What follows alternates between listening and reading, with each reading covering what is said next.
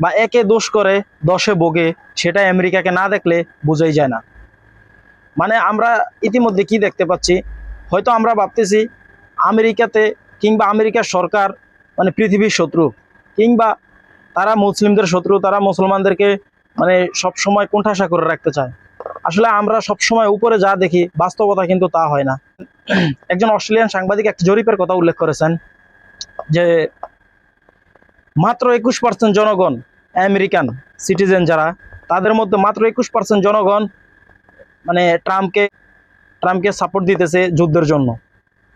বাকি যে 79% জনগণ, তারা ট্রাম্পকে সরাসরি না বলে এবং এই যুদ্ধের বিপক্ষে রায় দিয়েছে। তো মানে একটা মানুষের জন্য একটা জাতির ভাগ্য মানুষের কাছে লাঞ্ছনার শিকার হওয়া লাগে।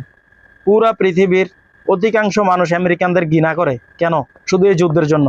অথচ আমেরিকান যারা সিটিজেন, যারা নাগরিক, তাদের মধ্যে বিশাল এক অংশ এই যুদ্ধের স্ববিরোধী, এই যুদ্ধের বিরোধী, এই যুদ্ধকে তারা সাপোর্ট করে না। হয়তো আমরা ভাবতেছি ট্রাম্প খারাপ, সেহেতু আমেরিকা খারাপ। আসলে ভাই, একজন স্বৈরশাসক যদি দেশে থাকে, যে দেশে একজন স্বৈরশাসক আছে, সেখানে সকল জনগণ যে স্বৈরশাসক তা তো নয়। এরকম যদি হতো তাহলে তো স্বৈরশাসকের বিদায় হতো না, স্বৈরশাসকের লাঞ্ছনার শিকার হওয়া লাগতো না। আমেরিকান ট্রাম্প যা করতেছে সেটা যে একমাত্র ইসরায়েলের স্বার্থান্বেষী মানে কর্মকাণ্ডের জন্য, ইসরায়েলের স্বার্থান্বেষীর জন্য যে আমেরিকা কথায় কথায় মুসলিমদের উপর আক্রমণ করতেছে, কিংবা এই আপনার পুরো ওয়ার্ল্ডে এক এক করে মুসলিমদের যারা লিডার ছিল তাদেরকে হত্যা করেছে, সেটা যে একমাত্র ইসরায়েলের মানে মানে মেরামতি, ইসরায়েলের ইঞ্জিনিয়ারিং, সেটা আমেরিকান জনগণ খুব ভালো করে বুঝে গেছে।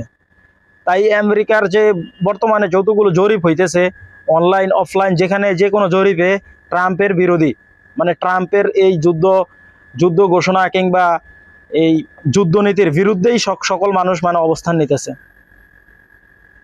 তো ভাই, শয়তানেরও তো কিছু সাপোর্ট থাকে, কিন্তু ভালো মানুষের সাপোর্ট বেশি থাকে। তো শয়তানের তো কিছু সাপোর্ট থাকে, শয়তান যারা থাকে, তো তাকে সাপোর্ট দিতেছে যারা শয়তান তার মতো, তারাই তাকে সাপোর্ট দেয়। কিন্তু যারা ভালো মানুষ, যারা মানবিক, যারা পৃথিবীর ভালো চায়, মানুষের ভালো চায়, ঠিক আছে, তারা মার্কিনীরা, তারা খুদ মার্কিন যারা, তারাই ট্রাম্পের বিরুদ্ধে মানে ট্রাম্পের এই যুদ্ধনীতির বিরুদ্ধে অবস্থান নিতেছেন। তো আমরা উপর থেকে আমেরিকাকে যতই গালি দেই, ঠিক আছে, আমেরিকার সবাই খারাপ না। আর আমেরিকান যেমন ধরেন মোদি ভারতের, আমরা মোদিকে খুব বেশি মানে লাঞ্ছিত করি কিংবা তাকে অপছন্দ করি কেন? তার নেতৃত্বে এমন কিছু হত্যাকাণ্ড হয়েছে যার জন্য আজকে গোটা ভারতের মানুষ লাঞ্ছিত, এবং গোটা ভারতের মানুষকে মানুষ ঘৃণা করে। কেন ঘৃণা করে অন্যান্য দেশের মানুষ? শুধু একমাত্র মোদির কারণে।